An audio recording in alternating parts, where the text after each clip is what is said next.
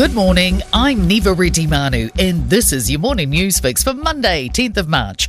In this update, Russia's ramped up its Ukraine incursion as European countries try to fill the gap in military funding left by the US. France will fund a further $370 million worth of arms to Ukraine and hand over some of its older fighting vehicles.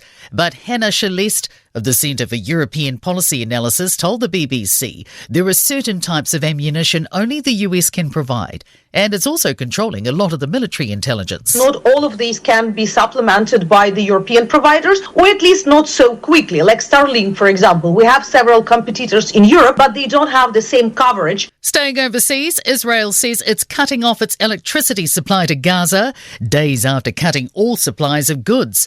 Among other things, the move's expected to affect desalination plants that use power to produce drinking water. Meanwhile, a group representing service personnel says we have a lot of work to do before our defence force is up to scratch. The government's promising a significant increase in defence spending in May's budget.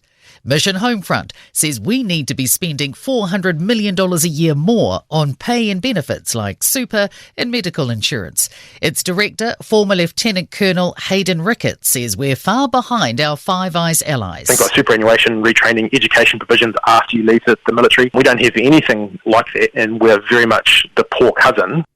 An urge for the government to strike a balance between public and private infrastructure projects. It's pitching changes to the Public Works Act to speed up acquiring land for major projects, including premium payments to private landowners. But Auckland University planning lecturer Bill Mackay says the changes look to be targeting those that have been fast-tracked, most of which are private. He says most people would be more accepting if there were more public works on the fast-track list. Wellington water bosses will today front up to both the local government minister and the region's mayors as pressure builds for resignations.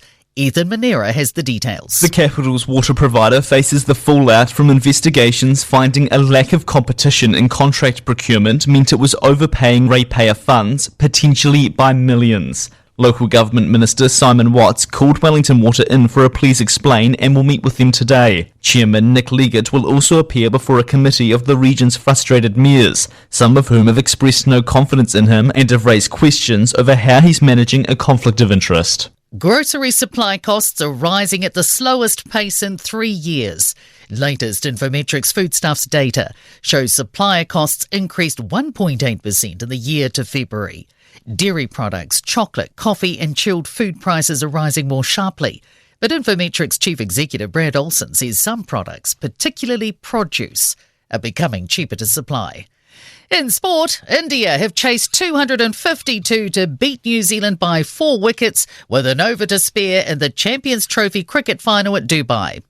French halfback Antoine Dupont has ruptured the anterior cruciate ligament in his right knee during their Six Nations win over Ireland. England have beaten Italy 47-24 at Twickenham.